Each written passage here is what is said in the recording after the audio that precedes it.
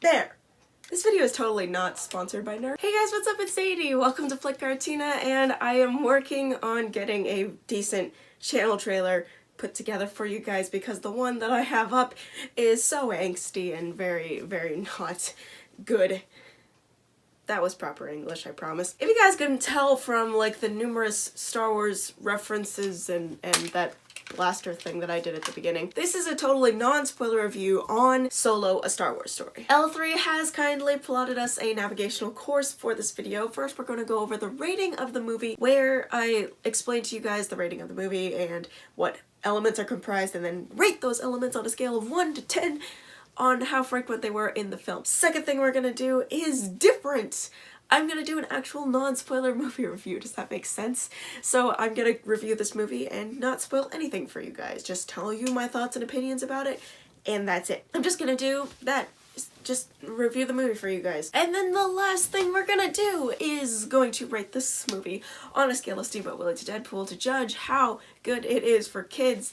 And yeah, I'll explain that later. Alrighty, so Star Wars, A Solo Story. That's not the right way to say it. Solo, A Star Wars Story. Tried to put so many S's in the same, so wow. It is rated PG-13 for sci-fi action and violence. Surprise. Okay, PG-13 for sci-fi action and violence. Sci-fi action and violence, self-explanatory. Sci-fi action and violence, there's some of it, I think, like typical sci-fi action and violence. I think it's like just over the PG-13 border, but it's kind of on that PG side of things. For example, in Mulan, there was that whole war sequence and then she gets stabbed in the side and there's blood showing, animated blood obviously. That's kind of what you're expecting to see in Solo, A Star Wars Story. All the deaths that happen are on screen as far as I remember. Examples from that would be somebody gets stabbed, somebody gets shot, somebody gets blown up. Yeah, so that's what you'd expect to see. None of them are like very bloody or anything, or very traumatizing. It's not bad. And none of these characters, except for the ones that are added in, can die. So it's not like you're expecting Han Solo to die. Like, one of my friends, her sister went to go see a movie, and then she went to go see a trailer, and the trailers were showing Star Wars came up, and, you know, there's that one scene where the train is coming, and then Chewie is, like, you know, hanging off, and, you know, it's like peril, and she says, if they killed Chewie, I swear I'm gonna sue Star Wars. And I was like, you know this is a prequel, right? Right? So to those of you who have no knowledge of Star Wars, this is a prequel, so they can't actually kill the main character. That's all that the MPA gives us on the movie itself, but I'm gonna delve a little bit into some other things that happened, which is not that much, so this will be really short. There's a little bit of romance happening in this. I think you can tell from the trailers where there's Kira and Han, and they're just like, you know, looking into each other's eyes, and their eyes are melting like chocolate, and it's just so lovely. Ew.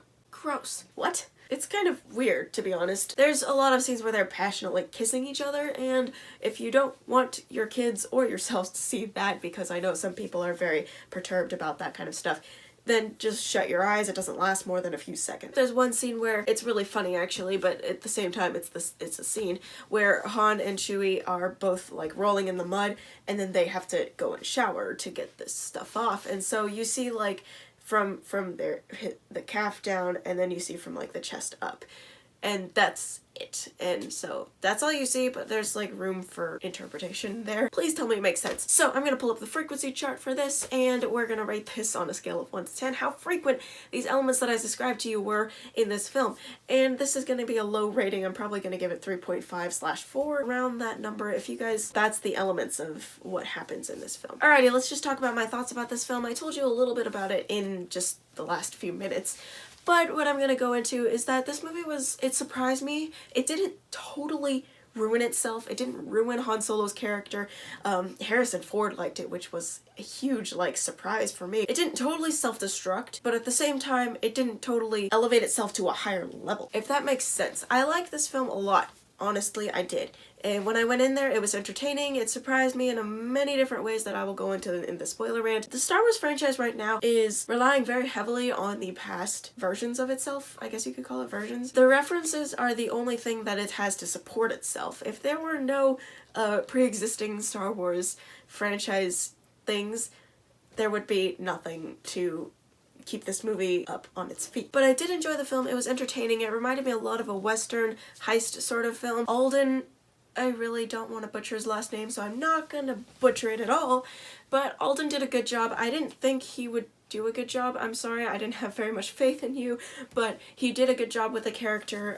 Surprised me the most out of a lot of things. Donald Glover, amazing. He really added to the film and the whole dynamic between Han Solo and Lando Calrissian. But I did enjoy this film as an entertainment sort of thing, not as a development thing. Does that make sense? Probably not, but it's gonna go in this video anyway. Alright, lastly, I'm gonna pull out my magical scale of movies, where I rate a movie on a scale of Steamboat Willie to Deadpool, and how appropriate it is for children. Actually, this one's pretty low on the chart, and so it's gonna be rated a Tangled, which is a 3. Everything that you saw in Tangled is pretty much the same in Solo, A Star Wars Story. In regards to the rating of the film, not exactly the plot or anything else. Does that make sense? Alrighty, I'm gonna go film the spoiler rant if I still have the energy to do it.